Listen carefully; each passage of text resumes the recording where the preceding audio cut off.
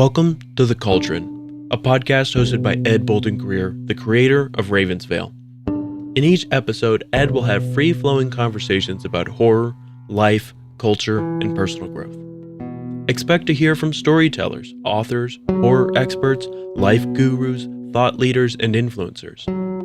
The Cauldron is a place where concoctions of a lot of ideas are brewed down to potions that are sometimes important and useful, sometimes eccentric and bizarre, but always just what you need. The Cauldron podcast may contain explicit language and thematic elements not suitable for all audiences. Listener discretion is advised.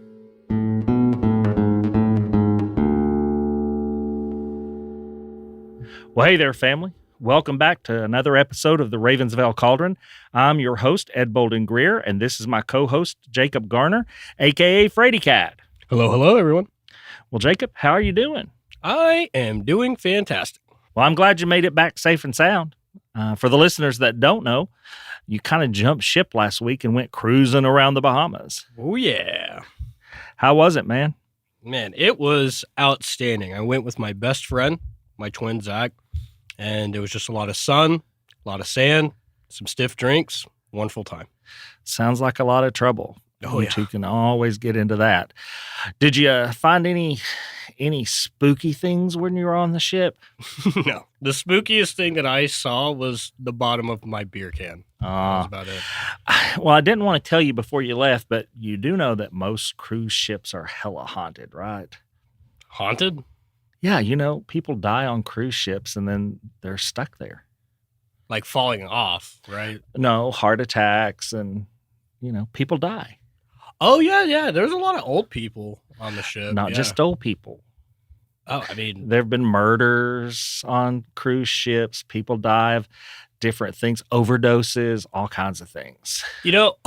that's unsettling to know, but something I did find really funny was, so me and my twin, we looked pretty identical, and we were wearing similar clothes the entire time. And for the listeners who haven't been on a cruise ship before, the hallways are incredibly long, And narrow. and narrow. So there'd be a lot of times, like late at night, 2 or 3 o'clock in the morning, me and Zach would walk side by side down the hallways. And when we would turn a corner to start walking down a long hallway, there'd usually be like one person a good distance away. And they would stop in their tracks and just stare like they were looking at the twins in The Shining.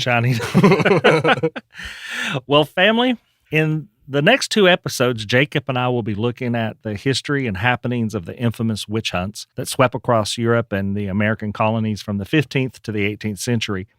These reprehensible killings were fueled by fear, superstition, and religious extremism. Quick, Dr. B, before we get started, did you end up watching the Super Bowl?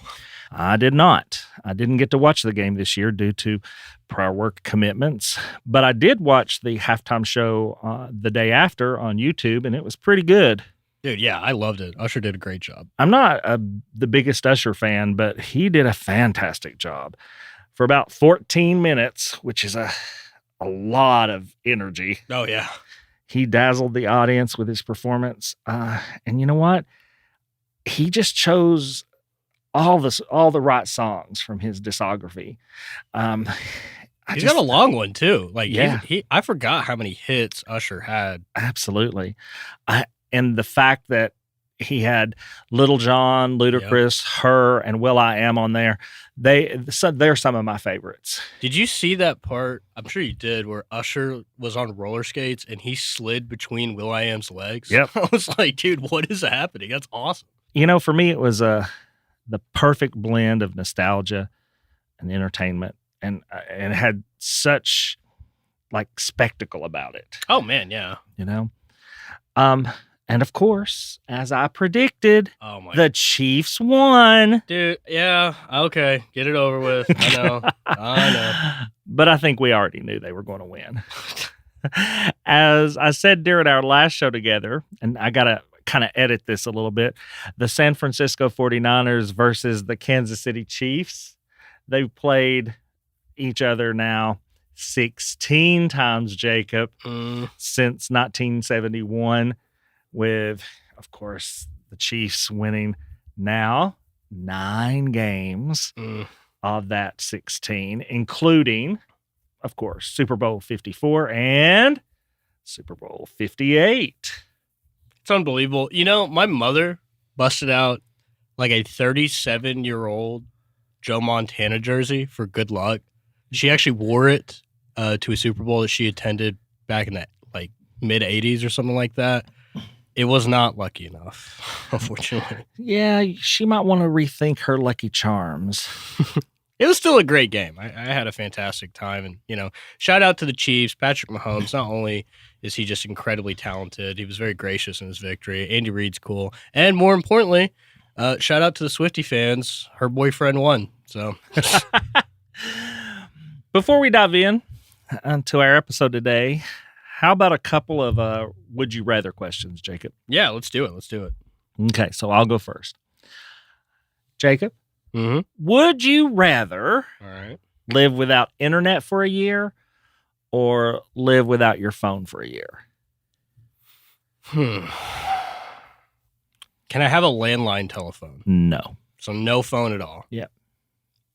I think this is actually a lot easier of a choice for me, mainly because when me and Zach went to the Bahamas, we turned our phones off and kept them in the stateroom for 8 days, and I barely noticed. You just keep rubbing the fact that you went to the Bahamas and didn't take me in. Did I mention that I went to the Bahamas last you week? You mentioned something about it. Yeah, so I think no phone, but I need the internet, you know. So you're going to quit working with us if this happens. I'll just right? live in the clinic. Oh, that's fine. I can live with that. Okay. All right. I got one for you. Okay. You ready? Yeah. Okay. Would you rather be able to see 10 minutes into your own future or 10 minutes into the future of anyone but yourself? So let me clarify here. It's an ongoing talent Yes. or gift, and I would be able to see 10 minutes into anybody's future, not just one Anybody. person. Okay. Anybody. I would have to go with seeing 10 minutes into the future of anybody. Really? Yeah. Not yourself? Not myself. Okay. I originally thought I would like to see it about myself, but I think that I'd probably use it too much. Yeah, I know I would. And I think that it would become like not only isolating, but also terrifying if I had that gift for myself. Yeah, because like, what if you're just like getting ready to eat a breakfast burrito and you're like, I wonder if this is going to give me heartburn. And then you look 10 minutes into the future. It's like, I'm about to die. Yeah, and I'm not going to eat that burrito. And I love breakfast burritos. But no, I think it would be a useful skill to be able to look 10 minutes into the future of somebody else, you know, and be able to give them, you know, some feedback maybe that might keep them safe. Every time Dr. B tells me I'm about to fuck up, he's right. I don't know how he always does it. Maybe I have that gift. Yeah, it's great to say. I think with you, that gift is more than 10 minutes. So what about all this rain, Jacob? I hate it. I mean, the gloom. I don't know if we brought it up yet, but while I was in the Bahamas, it was really. Oh, you went to the Bahamas? I went to the Bahamas, and it was very sunny the entire time. And as I got closer and closer to the, you know, continental United States, it kept getting colder and cloudier. And when I landed at McGee Tyson back in Knoxville, it was raining, and it has yet to really stop raining since I got back. Well, all I got to say is I'm tired of the cold. And Me too. if we have very many more days of rain, which we're forecasted to have another week of rain, I may just crawl in bed and stay there until it's over. Yeah. Do not blame me. Although we have been told that we might get an inch of snow tomorrow. Tomorrow? Yeah. Oh my God. Well, hey, if it does snow, you and Jared bought me that really nice snow shovel, so I'm ready for it. Well, I mean, that keeps you from getting out there with a weight plate trying to break up the ice. Well, folks, February is Black History Month, a time to celebrate the achievements and contributions of African Americans in the United States. It's also a time to reflect on the struggles and challenges they've faced and continue to face in the pursuit of justice and equality. Black History Month is a time to reflect on the ongoing struggle for racial justice and equality and to celebrate the diversity and resilience of the Black community. Black History Month is also a time to focus on diversity, inclusion, and human rights. It is an opportunity to learn from the past, honor the present, and envision the future. It is a chance to recognize the role of Black people in shaping this nation's history, culture, and identity. Black History Month is more than just a month. It's actually a movement.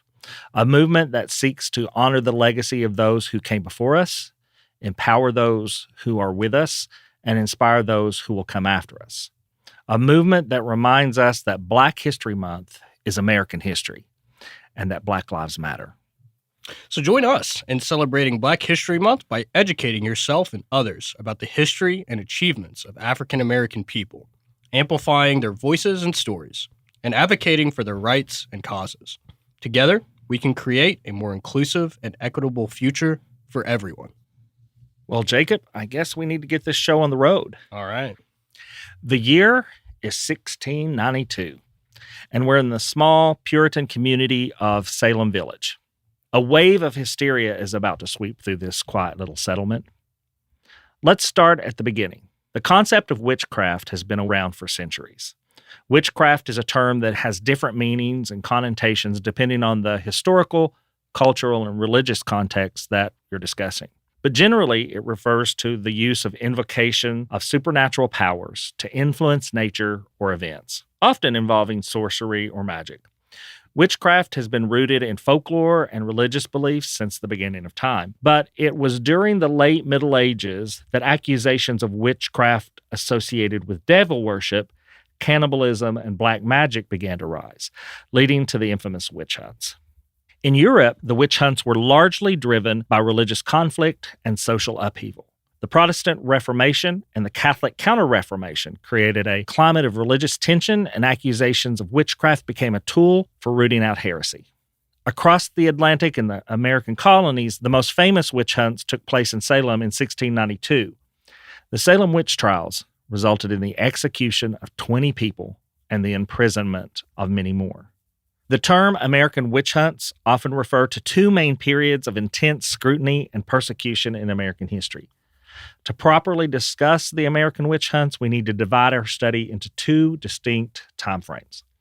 The colonial witch hunts that happened between 1647 and 1662, and the Salem witch trials that took place between 1692 and 1693.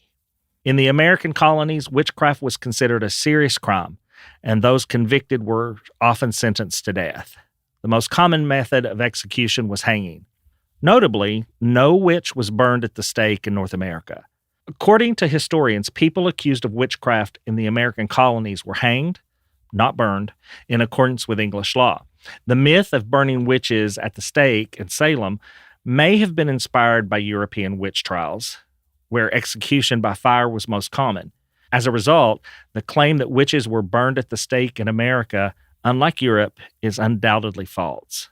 So, Jacob, with all your gallivanting around the Bahamas without me, did you find any time to do your homework? Actually, indeed I did. And fun fact, I actually had quite a bit of information about American witch history, mainly because of our very first episode, The Bell Witch. Oh. So I am ready to go, locked and loaded. Well, let them have it. Awesome. Sup, witches? So, witches were persecuted in America during the colonial period, particularly in the late 17th century. The most well-known instance of witch persecution that we're going to be covering today happened in America in Salem. And those occurred around the year 1692. That's when we first see documented cases of it. There probably were some instances prior to 1692 that just got lost to history. But during this time, many people, mostly women, majority being women, were accused of witchcraft based on superstition, fear, and the very fervent religious beliefs in the colonies at the time. In early America, an alleged witch would often be described based on the prevailing beliefs and stereotypes of the time carried over from Europe. While specific descriptions could vary from person to person, especially depending on the individual's accuser's perceptions and biases, there were some common characteristics attributed to witches during this period. First one, the elephant in the room, was the gender, okay? Most alleged witches were women, to the surprise of absolutely nobody. In an extremely patriarchal society, which early America most definitely was, women were often viewed with a serious amount of suspicion and seen as more susceptible to the temptation by the devil. However, there were also some cases of men being accused of witchcraft, though very, very, sparse and less frequent. I did choose one male that was accused of witchcraft. He was actually accused of being a wizard, but we'll touch on that later. But the age of witches are often depicted as like a decrepit old woman, you know. Typically, back then, an older woman was somebody that was past their childbearing years. Referred to as a crone. A crone, yeah. Just to interject here, I think that in the Salem witch hunts, there were 20 individuals that were murdered, and I think 4 or 5 of them were male. Oh, okay. Yeah. So this age group of women past childbearing years was viewed as more likely to be associated with the dark arts and sorcery. However, there were instances, as Dr. B has also done his research and has found, of younger women and even children being accused of witchcraft as well, which is just so sad when you really think about it. What does your typical witch look like? Not the classic Wizard of Oz, Wicked Witch of the West, or whatever her name was. All green with a wart and a pointy hat. Now, the wart's actually something that comes up quite often, but no green skin. They were described as having physical abnormalities or deformities, such as warts, moles, birthmarks, interestingly enough, or, unfortunately, if they were just very unlucky and they had some missing limb, maybe from an accident in childhood or as an adult, that was also considered a reason to be concerned. The birthmark thing I thought was pretty interesting. So there was a interesting account that I had found where it was alleged that if a woman had a visible birthmark, now we're not talking about one that's just kind of like, you know, on their side or maybe on their stomach, but if they had a birthmark on their face or on their hands, someplace where they couldn't actually hide it, they were considered as being touched by the devil. By the devil, yeah. Mm-hmm. One of the things that they would do during that time, Jacob, is that they would try to find the mark. The devil left a mark, and birthmarks were part of that. And they would do a test where they would take a long hat pin and pierce it into the skin. And if the accused individual didn't have sensation there, then it was marked as a devil's mark, and they were then guilty of witchcraft. Yeah, actually, I'm glad you brought it up because pricking, which is what it was called, was also known as trial by pins. So it was a supposed physical indicator of a pact with the devil, okay? They actually believed back then that these birthmarks, moles, or what have you were insensible to pain and did not bleed when pricked. That's actually what they believed, right? Obviously, what we understand about anatomy, they do bleed. They do feel sensation, Yeah. right? The areas of the body most commonly targeted for pricking were the moles and birthmarks, like we talked about, or areas like the armpits or genitals, interestingly enough. However, the procedure was inherently flawed, as anybody could be forced to confess to being a witch under the threat of torture. Yeah, if you're sticking a needle in my genitals and asking me to confess, I just might. Oh, yeah. Me too. To get you to stop. And sometimes they wouldn't even have to start doing it either, like actually pricking you, just holding it in front of you, you know, okay, yeah, I'm a witch. Just don't stab me with that stupid thing. But to go back to the description of witches, I found the description of witches relevant only to the Americas. Now, as we touch in the next episode about European witches, the descriptions are a little bit different, but this is purely just for what they used as indicators here in the early colonies. The behavior that witches were thought to exhibit was peculiar or suspicious by the cultural norms of the time. If you were shy and a loner, yep. If you had seizure disorder, Mm-hmm. yeah, all of that would amount to peculiar behavior. Something similar to the birthmarks or moles that most people don't even have any control over. Most witches were described as antisocial, loners, usually widows, typically speaking, or, Grieving. interestingly enough, if you were a little bit too outgoing and eccentric, they considered that, oh, she's got that devil energy about her, right? One thing that was common in the United States, at least, was common is if you had red hair. It's so stupid. Another thing that could get you pegged as a witch was having strange habits. So if I was just a dude working out in a field with my animals, or I was in town selling something at the market, if I observed any older woman talking to an animal like a cat or like a dog or a cow that they're maintaining, which is common, everybody does that. They're like, oh, she can talk to that animal's talking to her. Is that somebody that she polymorphed into an animal, one of her victims? Even something as simple as muttering to yourself. We're not talking about standing on the street corner and yelling a loud conversation that you're having back and forth with your own mind. Just something as simple as muttering underneath your breath, right, was seen as something like, is she saying some sort of incantation? Is she cursing me or something? It was wild. Or, especially pre-modern medical science that we have now, practicing any sort of herbal medicine treatment was considered, oh, she's really in tune with nature. She's casting spells on these herbs and salves that she's using to heal herself. That can't be natural, right? Yeah, just in contrast to that, they went to the crones or the witches for those remedies when they needed healing. So they went to them secretively. There's not a lot of documentation, but it is believed that one of the things that started the entire witch hunts in America was someone died and had taken one of those remedies. Yeah, and one of the interesting things that I found about what led to the basis of an accusation were people with an axe to grind, people that felt like they had been wrong. So I hadn't found any evidence of this, and I doubt anybody would admit to it because it would implicate themselves too. But I wonder how many people during this time period sought out an herbal remedy from a witch in secret. It didn't work. Their loved one, child, whoever died, and then they were pissed and then said, she's a witch. Or they actually, I mean, it was a hysterical kind of time. Oh, man. You know, and so if your loved one died after taking a potion or a herbal blend from one of the granny witches in the area or just anyone who worked with herbs, it was easy to blame them for it. Yeah. Oh, they would have been healed. She poisoned or cursed them. Right. They weren't that sick. No. So another description is the social status. So while witches could come from any social class, it wasn't just relegated purely to one group or the other.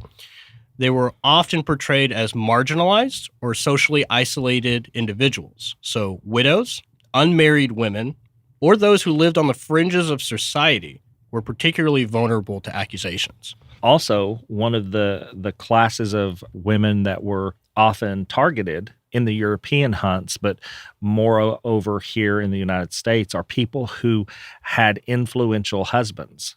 Yes. And people were trying to take them down, so to speak. Yeah. It was the lowest form of mudslinging that you could possibly use, is to accuse a rival of yours, wife, of being a witch, or their daughter of being a witch. Yep. So the low-hanging fruit for a lot of these accusations against alleged witches were that these women were practicing heretical or non-Christian beliefs. They might be accused of attending some shady little secret meetings of some sort, or performing rituals that were seen as blasphemous or sacrilegious out in their fields or in their homes. Back then, for those who don't know, colonial America was extremely religious. And if you had somebody that was like a widow or a loner and they weren't attending church in these small communities where everybody did it, well, they have to be up to witchcraft and devil worship.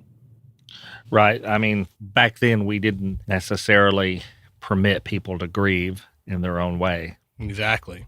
So if you had a widow who was married previously to a sailor, deep sea travel was extremely dangerous, and deaths were very common. Your husband dies, you're now left by yourself. You want to be alone. And then you don't go to church, you don't attend any of the community functions. Oh, so she's keeping company with the devil. Exactly. It was really, really sad. Could you imagine grieving the death of your husband and then some jackass is just like, well, she's a little sad, but she's probably being cheered up by the devil and his cronies, right? So messed up. And then the last accusation that was really associated with witches and would get people really fired up to start throwing the stones, hurling the insults, was that these people, these women, had supernatural powers of some sort. They didn't believe that the witches themselves, as humans, had powers at birth. They believed that they had to have made a deal or a pact with the devil to then gain these powers. They actually believed that these loners, widows, these people out in the middle of nowhere, they had the ability to curse people with misfortune, illness, the whole shebang-a-bang, or even control the weather, which is really sad because there were a couple accounts that I found where a crop would fail. And I mean, there's nothing you can do to control a crop failing. It could be lack of water, it could be too much water, et cetera, et cetera. And they needed somebody to blame. So they would point their finger towards one of these people accused of being a witch and said, it's clearly her fault. And then they would brutally, murder her. It was really, really sad. Also, some of the other cool, I think they're cool. Some of the alleged cool superpowers that some of these witches had, the ability to shapeshift into black cats, which is something that was pretty common in the research I found. I think it's also why we still have the idea that black cats are unlucky. They believe that if they were on a witch hunt or something like that and they couldn't find the woman, if they saw a black cat, they would go, there she is. And they would then, I found an account where they put a black cat on trial as the woman, right? And then subsequently executed the cat. What they didn't know is that it wasn't just black cats they could I know, right? morph into. Could be anything. I just sit there and I think to myself, this is a dark thought. If I actually was a practicing witch back then, I would have like 20 cats. So when I had to leave town, they would be all distracted by trying to capture the cats, and I could get away. That's just kind of what I was thinking. Yeah. But I had exit plan. Yeah, exactly. I had a question when I first started doing this research, and it was, why did early Americans care so much about witches in their communities? So it was clearly a combination of the religious, social, and cultural factors at the time. Like we said, overwhelmingly, the majority of people that lived in the colonies were Christian, and pretty devout Christians at that. They were influenced heavily by the Puritanism of their faith as they fled mainland Europe to then come to the colonies to practice relatively unopposed. And in New England, Puritan theology emphasized the existence of evil forces, including the devil and his agents, i.e. witches, who were believed to actively seek the destruction of the righteous. This fear of witchcraft stemmed from biblical passages condemning sorcery and witchcraft. And I actually did find two that specifically call it out in the Bible. So in Exodus 22:18, quote, "Thou shalt not suffer a witch to live," end quote. And Leviticus 20:27, quote, "Any man or woman who consults the spirits of the dead shall be stoned to death. Any of you that do this are responsible for your own death," end quote. So a lot of these early colonists, they had the other baked into their communities, a scapegoat, if you will, somebody to blame. And not only did they have their own personal beliefs backing up their idea that what they were doing wasn't cruel, wasn't wrong or bad, it was in fact righteous and backed by their own beliefs. That's why they had this really strong conviction to root it out, right? Because if you can remove a member of your community that you believe is causing misfortune, you're doing a net positive for everybody, no matter how cruel you were to the person that was completely innocent. That's true.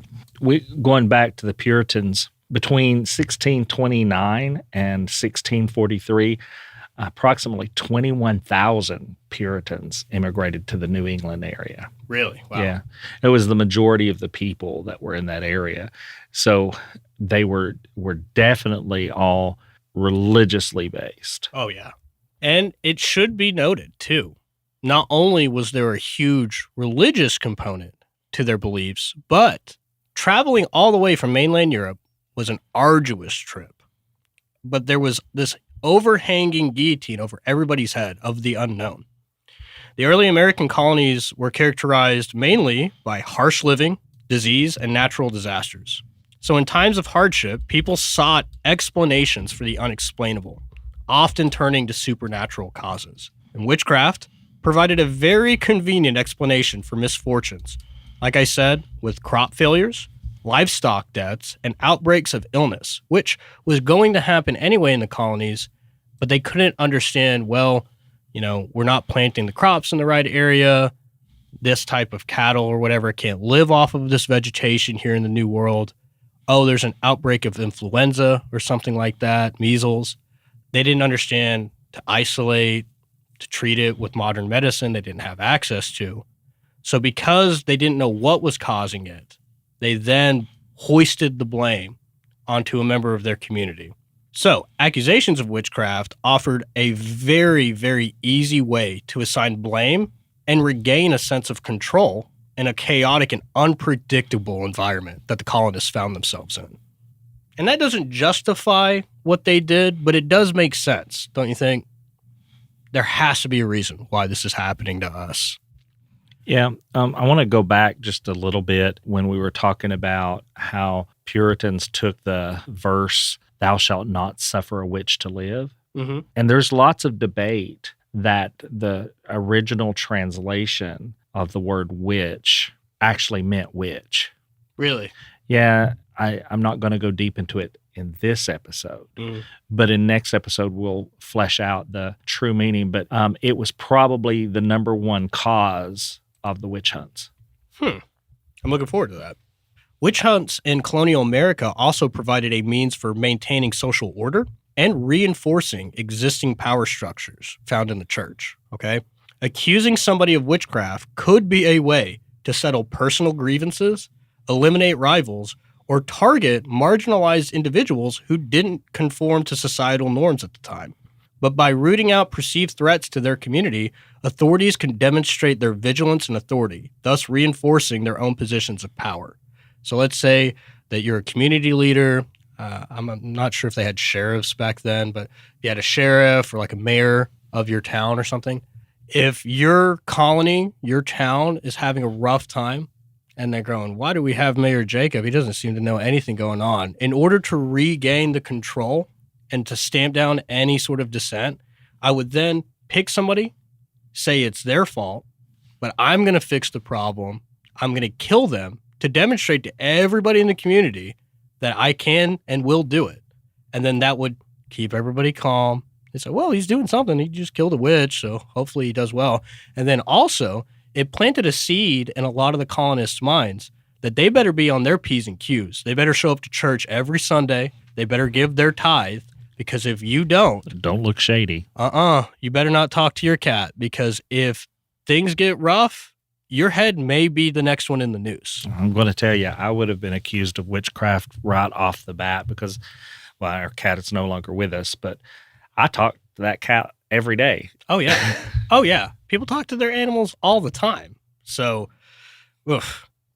In some cases, accusations of witchcraft were linked to economic tensions or disputes over property. So kind of in the Bell Witch episode, we talked about how maybe it was somebody accusing somebody else of being a witch to try to get some land, or maybe they were wronged in a land deal. It was a little murky on those details. If I want what you got, I'll just accuse you of being a witch. Exactly. I'll just walk into town and say, by the way, I saw Ed talking to his cat that I think was a person at one point. You guys should probably do something. They execute you, and then now your plot of land, your house, all of the crops and stuff you have goes somewhere, right? And the belief in witchcraft was not unique to early America. We'll talk about it more in the next episode, but it was a widespread phenomenon in Europe. So, with the majority of these colonists being European, they carried those beliefs with them. Witchcraft has existed all over the world, in every culture, in every continent.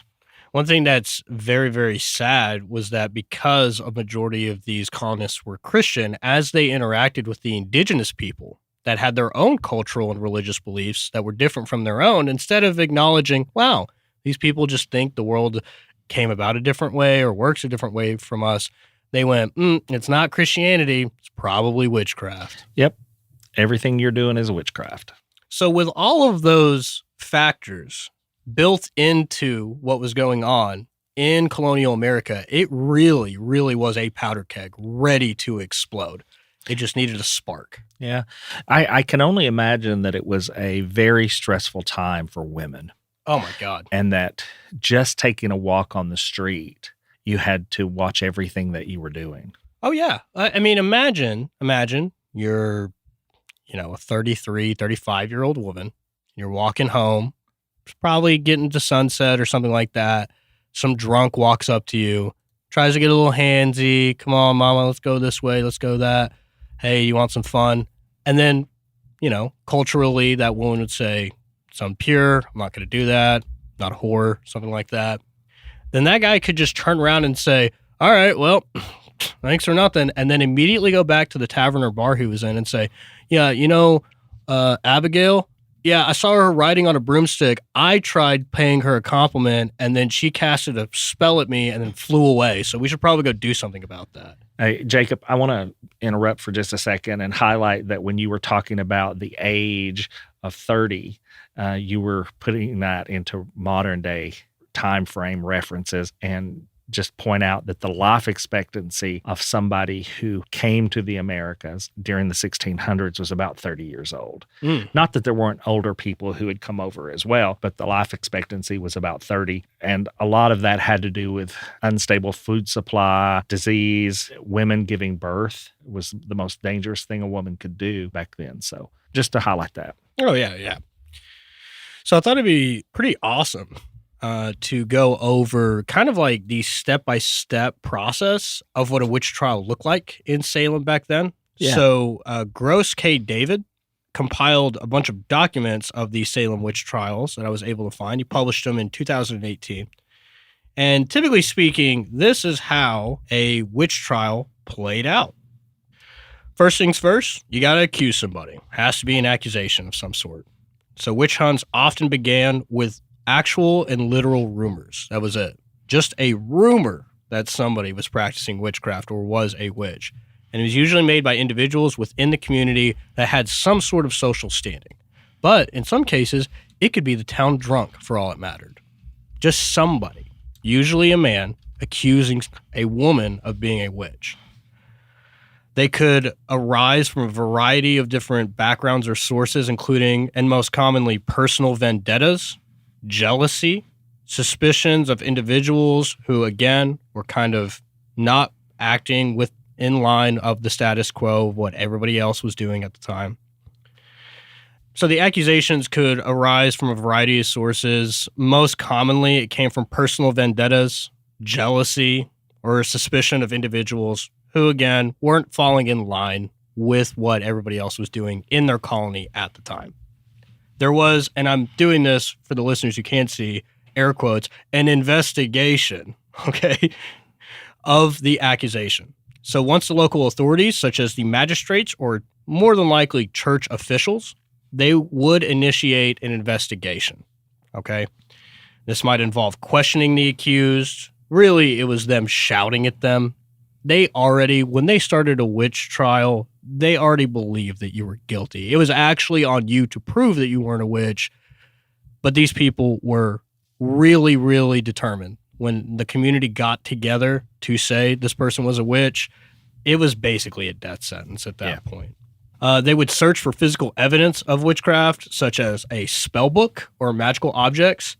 In almost every account that I found, there wasn't like a Necronomicon laying in somebody's cottage somewhere. No, it's generally a diary. Yeah. With recipes. Exactly. Herbal recipes, right? Maybe something that their mother or grandmother, somebody in their family taught them, hey, if you cut yourself out in the woods, look for this plant and dab it on there. It'll stop the bleeding, coagulate the blood. When they would initiate a witch hunt and they would find those diaries, right? They would say, look at this. This is a spell for witchcraft. Or something that I thought was really sad, in a diary, anybody that keeps one probably does this as well. They write their dreams in it. Mm-hmm. And they would say, look at this. She's communing with spirits, or she's claiming to do these supernatural things like visions. Flying and receiving visions and all this other stuff. And they would just conveniently leave out the part where she would say, and then I woke up, or something like that. Also, there was a tendency that if, let's say, a girl had a crush on someone and they didn't name that someone, they would just say he or whoever. They would attribute that to her love of the devil. Oh, yeah. Yeah. There was one instance that I found, not in Salem, but somewhere else in colonial America, where a woman who must have had a fantastic personality, but had a wart on her face. She was a little bit older than some of the younger women that would get married and have children at the time. She was 20. Yeah, she was an ancient 25. And maybe she got married or started a relationship, a courtship, with somebody that was perceived out of her league. Then the community would say, oh, she casted a love spell. Yep. And that would be enough of Love an accusation. Potion number 9. The next stage in the process of the witch hunt, the witch trial, was the arrest. Yeah. And the arrest, it was a huge spectacle. Usually there would be a mob gathered. They would take the local authorities, church officials, up to the accuser's cottage, house, homestead, whatever. And they would immediately arrest her and start shaming her. Yeah. I mean, it was the most embarrassing way they could possibly do it. They planned the most embarrassing way they could do it. Oh, yeah. And just hurling insults, and mob mentality would take over. They would start pulling at the hair, ripping the clothes, just humiliating this poor woman. The next phase of this, again, quote, investigation would be a weird sort of way of determining guilt. Now, was it a trial? Was it where one person stands up and says, the prosecution alleges that you've been flying around on a broom. What say you in your defense? And then the person goes, I've never flown on a broom. Nope, it was not that. They used some absolutely barbaric and, by definition, just torturous methods to determine a woman's guilt in these cases. We already talked about pricking, so I'm not going to go over that. But another one that was really, really common was dunking. Okay? Dunking, also known as ducking or swimming, involved tying the accused person's hands and feet together and submerging them in water, often a body of water like a pond or a river somewhere nearby. And if the accused floated, it was believed to be evidence of witchcraft, as it was thought that witches were repelled by holy water or had made a pact with evil spirits that rendered them buoyant. So I really hate to break this to everybody who's ever just floated around in a pool on their back. You're a witch. It's that easy. If the accused person sank, they were considered innocent. But they also drowned. Exactly. They would drown in the process, which when I read this, I thought to myself, what did the people do that threw this poor woman into the pond and then she drowned? Did they go, ooh, whoops, she was innocent? Or did they go, well, now we know, and then just went about their day? Probably now we know. Their souls in heaven. Oh, gosh. That is so sad. It was just a cruel and dangerous practice that often resulted in the death of innocent individuals. I couldn't imagine being some poor woman, maybe just sitting by yourself, reading your Bible, more than likely, because they were all religious, reading your Bible next to the hearth after you ate some dinner. Next thing you know, a mob appears outside of your house. They drag you out. They're humiliating you. Then they tie your hands and feet together. Then they throw you in a pond. And before you can really even wrap your head around what's going on, you drown to death. Over what? It was so sad. So, if the authorities deemed the evidence to be sufficient, which, by the way, did not take much to persuade these people to go, yep, that's a witch, the accused would be formally charged with witchcraft and brought to trial. So, normally the dunking or the pricking would take place as kind of like a feeling out process. And then if they were like, okay, they floated, or, they didn't bleed that much when we stabbed their mole, that's a witch. Let's move on to the actual trial, right? Well, there was often one step before the trial, though. What was that? The confession. Oh, see, yeah. And we're talking about this in a particular order, but it was not always done in a particular order. Yeah, and it was a lynch mob. Yeah, and so one of the things they would do is that during the trials that you're talking about, the torture in determining as part of the investigation, whether they were a witch or not, they would torture individuals. Yeah, and time again, study after study has proven that physical torture and mental torture is not actually an effective way of gleaning the truth, right? And as anybody who's a fan of history could also tell you, the Spanish Inquisition was very, very good at this. Mhm. People that were accused of doing heretical stuff, and they were accused of witchcraft, under immense physical and mental torture, would admit to literally anything to get it to stop. And some of the accounts that I read about the dunking, right, it would last hours because maybe she would float, maybe she wouldn't, and they would go, well, let's do it a couple more times just to make sure. So you're essentially waterboarding these poor women.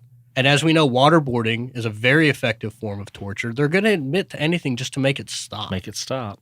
The spirit of the English justice system, because this was the early American colonies, so they adhered to English law.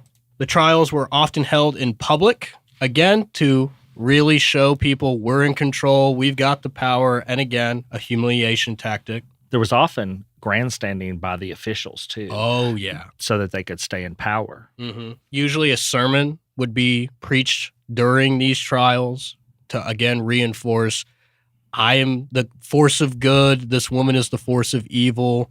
Let's also remind you that I am the closest one to God in this community because I'm in charge of rooting out all of the devil's cronies. God has made me your instrument. Exactly. It was actually followed with legal procedures that were underlined mainly with English common law at the time. However, due process was often very lacking, and the accused were frequently and quite casually denied basic rights, such as a right to legal representation or, as most often with accusations of witchcraft, the presumption of innocence. These people were guilty the moment that they showed up at their door to pull them out. Yeah. Once they were taken into custody, they were, you said basic human rights, but basic human needs. Like they weren't given water or food. Mm-mm. They would be beaten just regularly while they were incarcerated. Oh, yeah. Before the trial. And there were some instances where I read where the accused, once the trial was wrapped up, they were basically looking forward to death. They wanted it to be over, which is just so depressing to think about. Then we move on to the verdict, right? So during the trial, the accused, in some cases, not most, would be granted the opportunity to plead their case and present evidence in their defense. Usually, underneath the jeers and screams of everybody attending the so-called trial.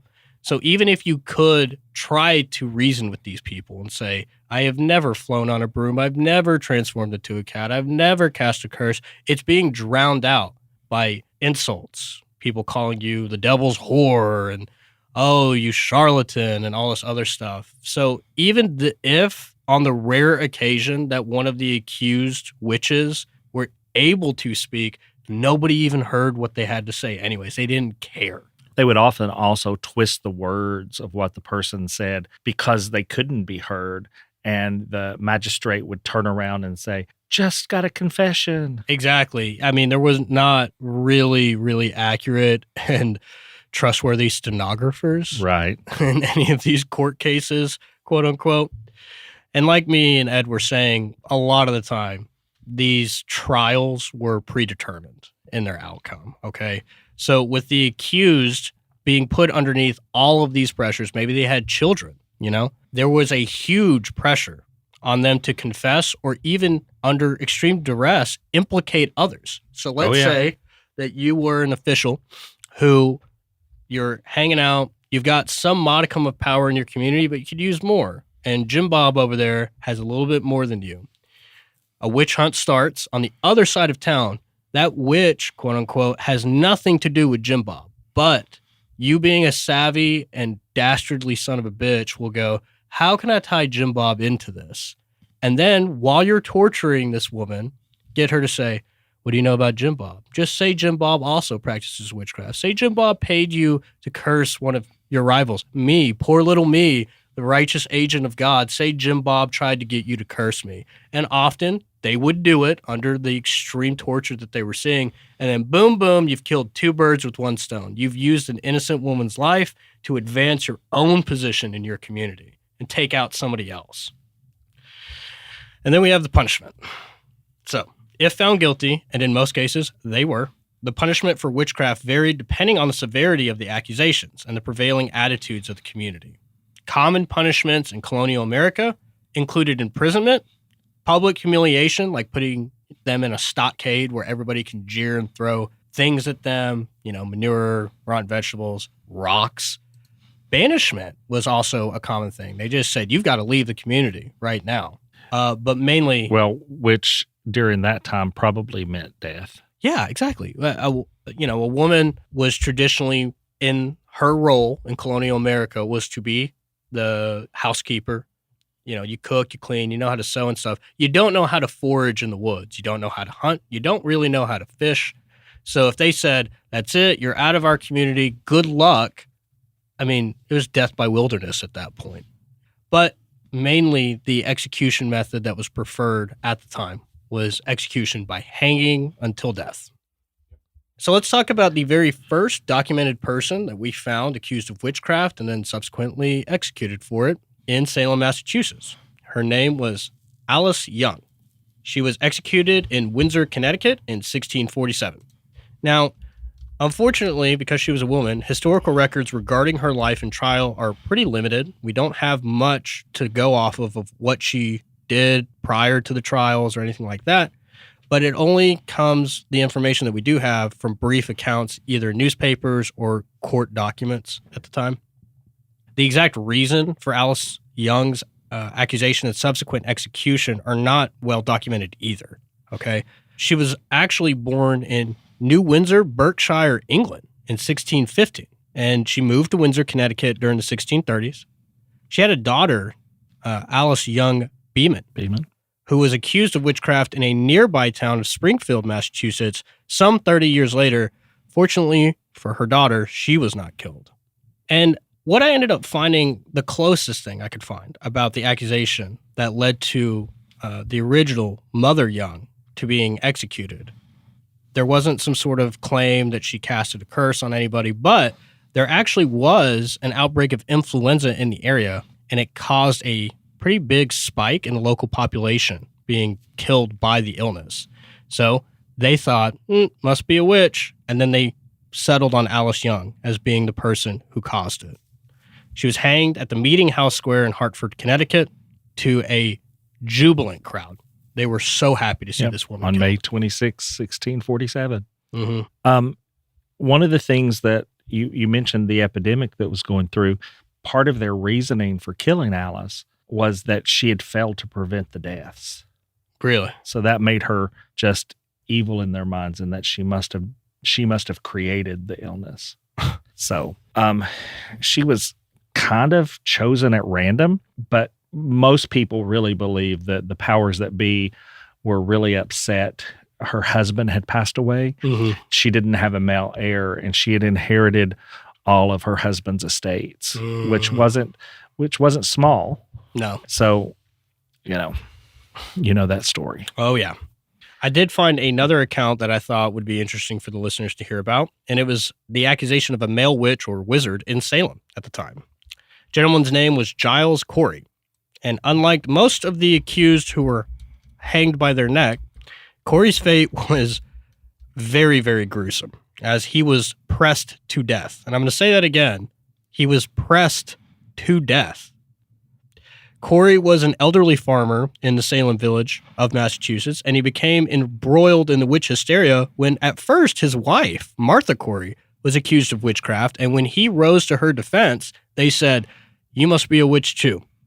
There was an interesting kind of weird legal loophole that he entered in. It still ultimately led to his death, but while Corey was sentenced to death, it was in a means to extract a confession from him. So in English common law, if a person decided to speak, even to say something as simple as, "I didn't do it," during the trial, he was then considered a defendant. And if you are a defendant, you can now be charged or condemned to death. So Corey decided to not speak at all at his trial. Not one single word. What this ended up doing, which is really interesting, was if he had spoke and became a defendant and found guilty and then executed, his estate and all of his belongings would be passed to the state.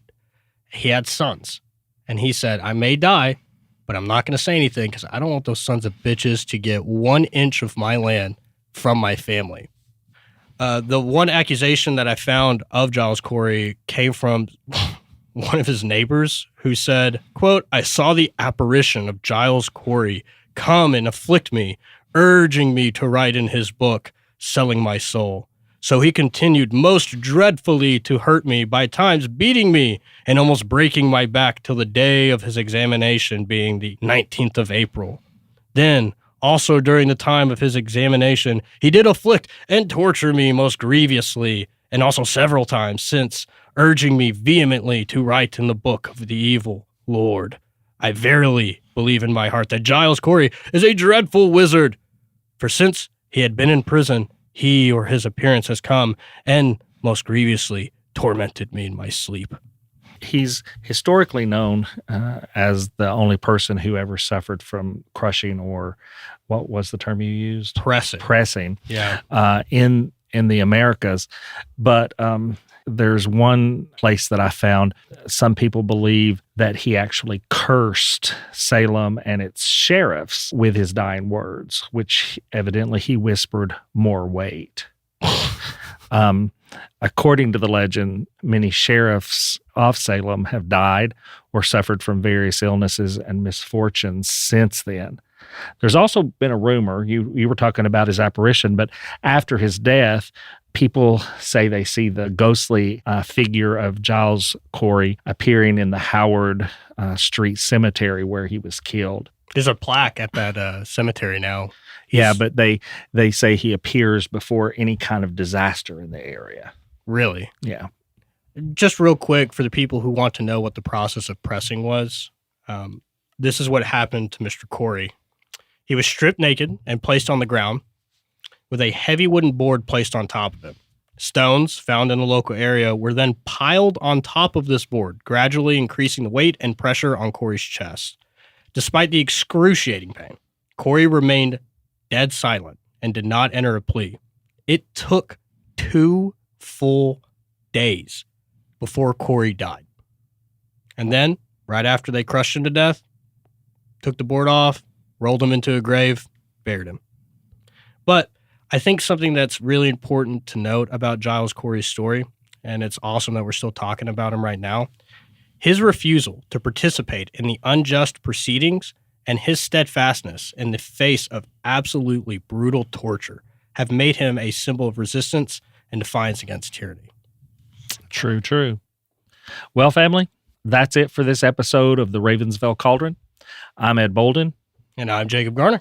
We hope you've enjoyed this episode. If you like what you've heard, make sure you join us next week as we continue our look into the infamous witch hunts. Fear turned neighbor against neighbor. Accusations of witchcraft began to fly. A grim scene unfolds as the accused face their unjust fate. Innocent lives were lost. It's a grim reminder of the power of fear and the dangers of religious persecution. In a world where diversity is our strength, it's important to remember that everyone has the right to their own beliefs. And we wanted to take a moment and acknowledge the contrast between witchcraft as a religion and witchcraft as a skill or talent. Because of the mindsets behind the witch hunts, witchcraft and religion have a very complex relationship. In Christianity, witchcraft is generally viewed negatively due to the deceptive and fictitious historical associations with evil and the devil. Diversity is the tapestry that weaves us together, each thread unique yet part of the larger whole.